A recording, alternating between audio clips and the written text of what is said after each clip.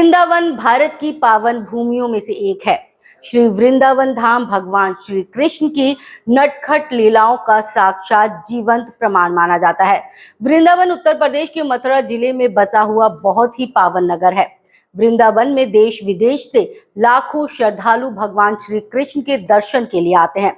वृंदावन में श्री कृष्ण जी के बहुत सारे मंदिर हैं जो अपनी बनावट और शैली के लिए प्रसिद्ध हैं। वृंदावन के कण कण में भगवान श्री कृष्ण का वास माना जाता है। वृंदावन के बांके बिहारी मंदिर का इतिहास चमत्कारों से भरा हुआ है।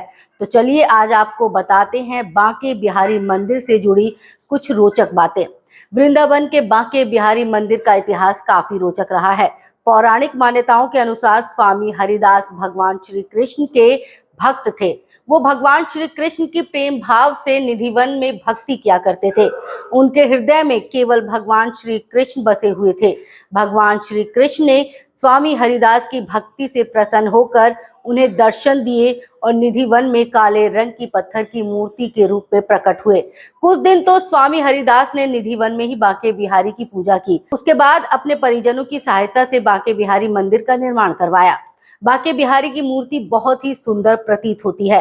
वृंदावन का बांके बिहारी मंदिर दुनिया भर में प्रख्यात है।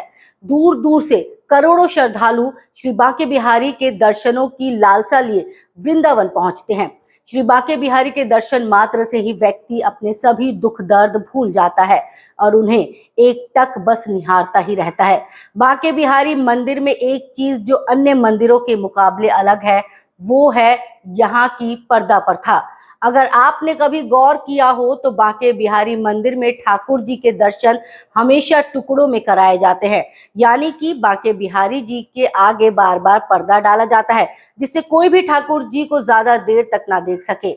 जब हमने इस बारे में बात की तो पता चला कि इसके पीछे एक बड़ा ही रोचक किस्सा है। तो चलिए हम आपके साथ ये किस्सा साझा कर रहे हैं। इस किस्से के मुताबिक बार बार पर्दा करने के पीछे वो पौराणिक कथा है जो किसी को भी भक्ति भाव से भर देती है। कथा के अनुसार आज से 400 साल पहले तक बांके बिहारी के मंदिर के आगे पर्दा डालने की प्रथा नहीं थी। भक्त जितनी देर तक चाहे उतनी देर तक मंदिर में रुक सकते थे और ठाकुर जी के दर्शन कर सकते थे। एक दिन मंदिर में बांके बिहारी के रूप का बखान सुन एक वृद्धा आई जो विधवा और निसंतान थी। वृद्धा आई तो बांके बिहारी के दर्शनों के साथ अपनी संतान प्राप्ति की इच्छा के लिए थी, लेकिन जब उन्होंने बांके बिहारी के मनमोहक रूप को देखा तो वो बस एक टक देखती ही रह गई।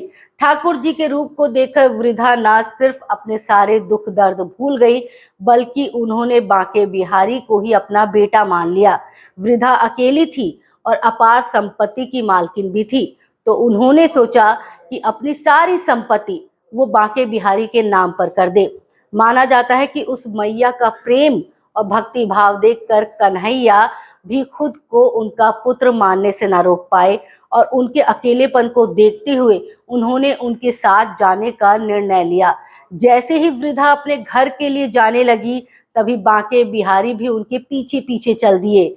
जब अगले दिन मंदिर के पुजारी और अन्य लोगों को पता चला तो उन्होंने प्रभु को खोजना शुरू किया और खोजते खोजते वो वृद्धा के घर पहुंच गए जहां उन्हें बांके बिहारी मिले।